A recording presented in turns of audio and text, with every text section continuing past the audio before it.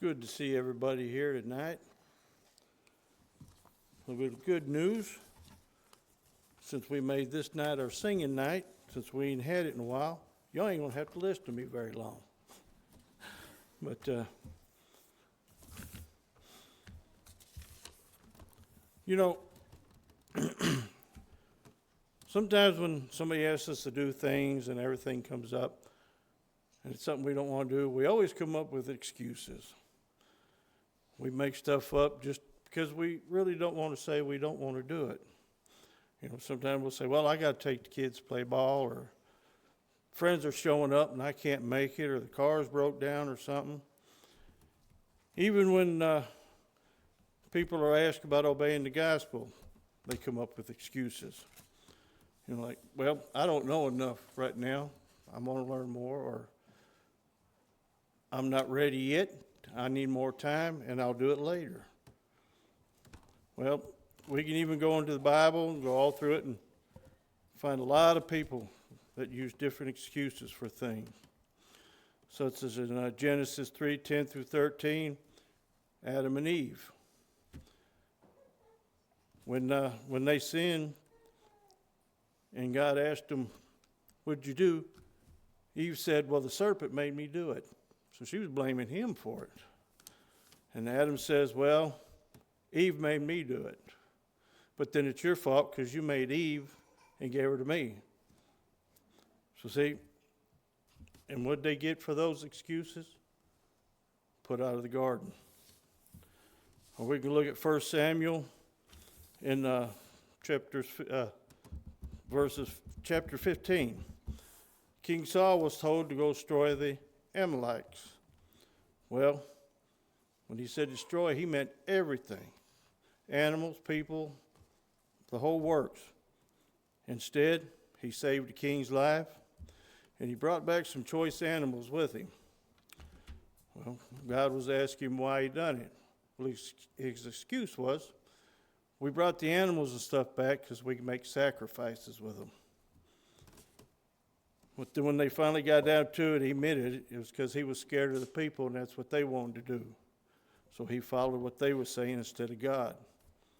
So then he was rejected as king. Even in Luke 9:57 through 62, we can see excuses where people used not to follow Jesus.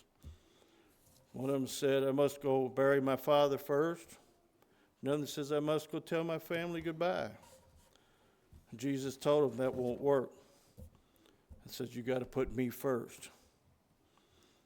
Or in Matthew 25:24 through 25, the one-talent man. We all know he buried his talent because he was scared. Well, when the master comes back, his excuse was, well, I was afraid and didn't know what to do with it. And that made him very angry. Why? Simply because he was lazy and didn't want to work with it. I don't think it's the fact that he couldn't do it, or even if he failed would have been a problem. It's the fact that he never even tried. And of course, in Luke 14:15 through 24, we look at the Great Supper. When they were all invited, they all had reasons not to. One said, I bought a piece of land and needed to go see what it looks like. Now, how many here would say go buy 3 or 4 acres of land, never seen it before, or know nothing about it, buy it, and then go decide if it was a good deal or not? Or one said, I bought 5 yoke of oxen, and I need to test them. Are you really going to go out and buy what you need and not test it first? Another excuse. Another one said, I just got married. Well, he's trying to put his whole family first. God wouldn't accept those excuses. One, if I just got married and was invited to a big feast, I believe I'd go and make it a wedding dinner for myself. Then I'd go home with the family. And also, we can see in Exodus 3 and 4, where Moses gave excuses. First one was, he said, well, who am I? I mean, why are you picking me to do this? I can't do this. Or what shall I say? I don't even know what to say. Or suppose they don't want to believe me. Okay? If I can tell them, they don't believe me, we failed. Then he tried to tell him, he says, I'm slow of speech and slow of tongue. I'm not no good talker. That made God very angry. And he more or less, in fact, told him, you are going to do it. Them excuses don't work. Even as Christians, we make excuses. Sometimes there are legitimate reasons why someone is not able to do something and they have to give an excuse to not do it. But when we do, we need to make sure we are brutally honest about it. Explain it to the person why we can't do it and tell the truth about it. Even if it's just, I don't want to do it, or maybe I just can't do it. But we need to be honest about it.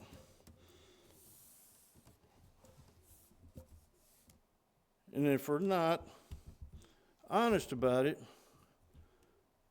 then we more or less lied to them on why we don't want to do it. And that is the problem.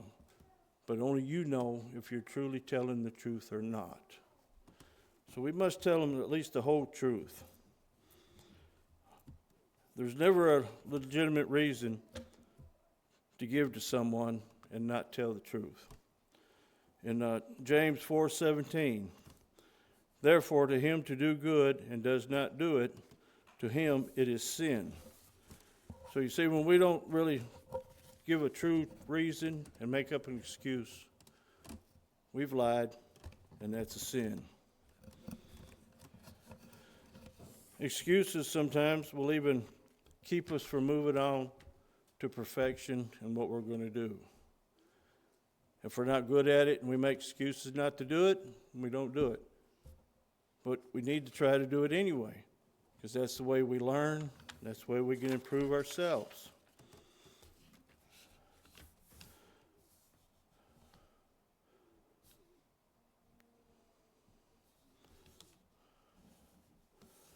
You know, and sometimes when we use an excuse, part of it may be the truth, but we won't explain the whole thing to them. There, once again, we're not doing the right thing, because we need to explain everything, why we're using that as our excuse and why we can't do it.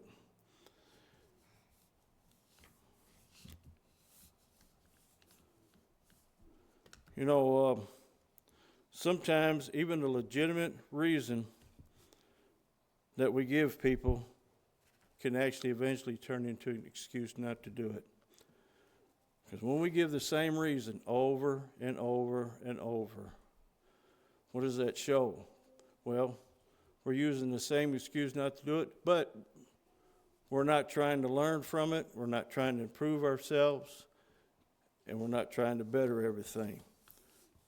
So we shouldn't be using the same reasons over and over, because if we're doing something that we can't, then we need to learn from that so we can improve ourselves. Excuse, unless it's absolutely true, is a lie. When one fails to tell the truth, he lies. One of the biggest things in our society today is the lack of honesty and integrity when dealing with the facts of circumstances. For example, most of us would really know these, is like politicians, which they involved and they distort the truth a little bit, but they don't tell you the whole truth.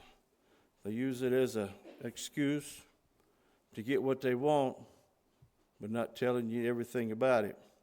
And then when you distort something, it's deceitful. And same can be true with us as spiritual wise. When we make excuses, we are engaging in deceit, we are lying to others, and at times we're even lying to ourselves. Using excuses not to do stuff even angers the Lord. As we've seen in Exodus 3 and 4, when the Lord appeared to Moses and at the burning bush, he made several excuses. In Exodus 4:14, it says, so the anger of the Lord was kindled against Moses. In parable of the talents, The master demonstrated his anger for the servant's failure to obey because of his laziness and his excuses. And we can see when the servant reported to the master of the house, he was very angry with him. Excuses are not accepted by God. In every example that I just gave a while ago, we find that they've really accomplished nothing. God did not accept them, and he punished each one accordingly. Excuses do not change our consequences, nor do they eliminate the accountability of one's conduct. On the day of judgment, excuses will not be accepted. In Revelations 20:12, it says, "And I saw the dead, small and great, standing before God. And the books were open, and another book was open, which is the book of life. And the dead were judged according to their works by the things which they were written in the books." We're going to be judged by the things that we've done and the things that we've said, or the excuses we give for not wanting to do something.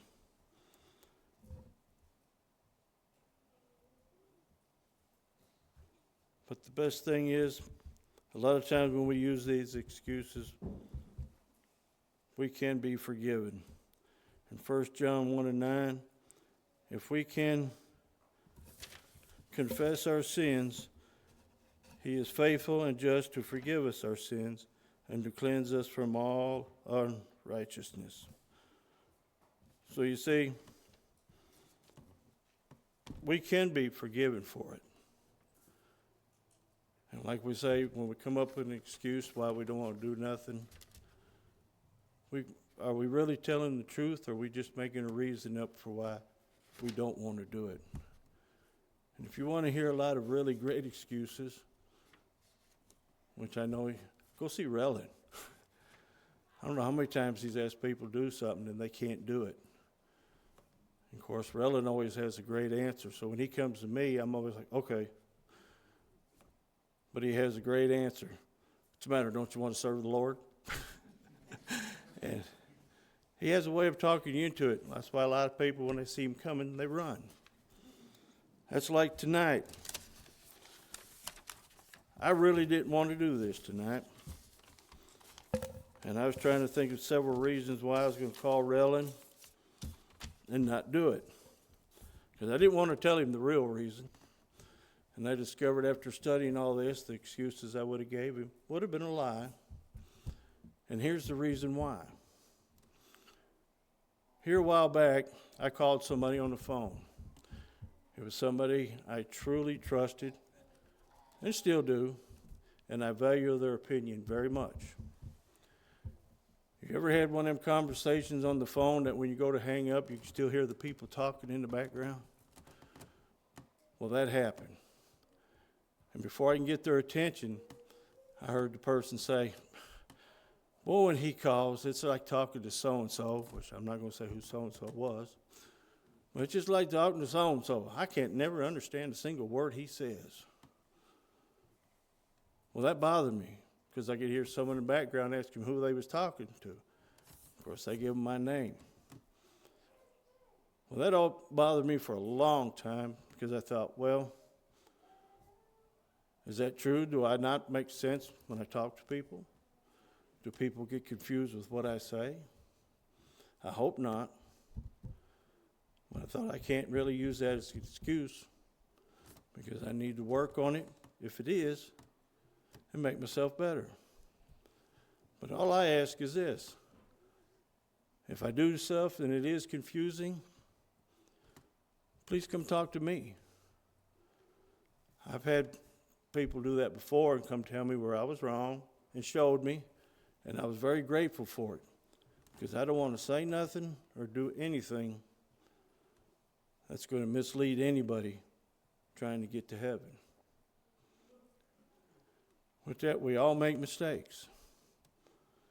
Sometimes we do things we don't mean to, but we do.